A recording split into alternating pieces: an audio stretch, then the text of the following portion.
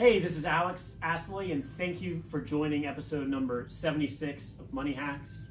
We're almost through January. 2021 seems to be flying by, but since we're still in the first part of the year, we think it's a great time to review, reflect upon, and refine your goals and top priorities that you want to achieve in 2021. And from our perspective, the top financial goals that you want to work on and improve upon this year.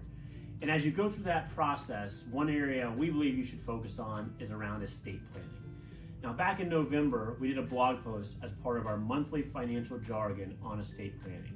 Because a lot of people think of it as something you do when you're near retirement or if you have a lot of assets or are wealthy. But ultimately, for each of us, an estate plan should be part of our overall financial picture and financial plan. At a minimum, it can help you achieve four things.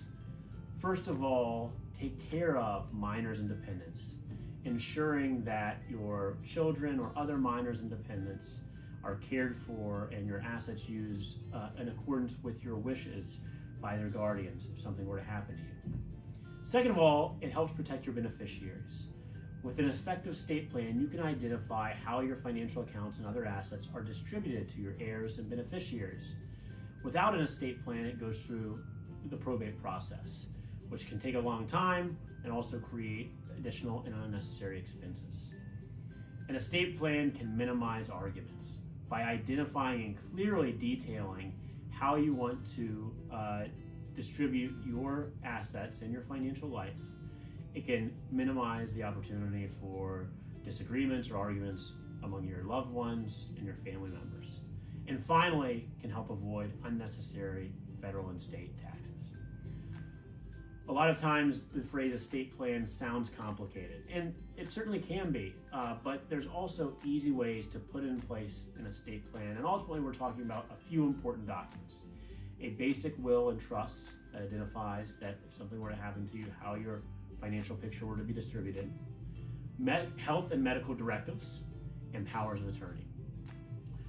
There are numerous resources to help you put these in place, whether it's going through an estate attorney and drafting those documents for you, or using a legal software service online to help populate basic estate planning documents. If you have those documents in place already, it's also important to review them and make sure that as your life changes and your overall picture changes, those documents remain up to date in a way that aligns with how you want your assets to be used in the event you're not around anymore. Now, I know a lot of people don't like approaching this subject because of the grim nature, but over the last year, as we've gone through certainly an extraordinary period of time, and a number of us have seen the impacts of that with friends, family members, or those that we know getting sick, or perhaps even worse, it's a great reminder of the importance of organizing and maintaining our financial life and financial picture in a way that matches our goals, priorities, and ultimately values. So if you need more information, please feel free to reach out. Check out the blog post. We'll link it to this video. And if there's anything else we can do, we look forward to hearing from you. Thanks.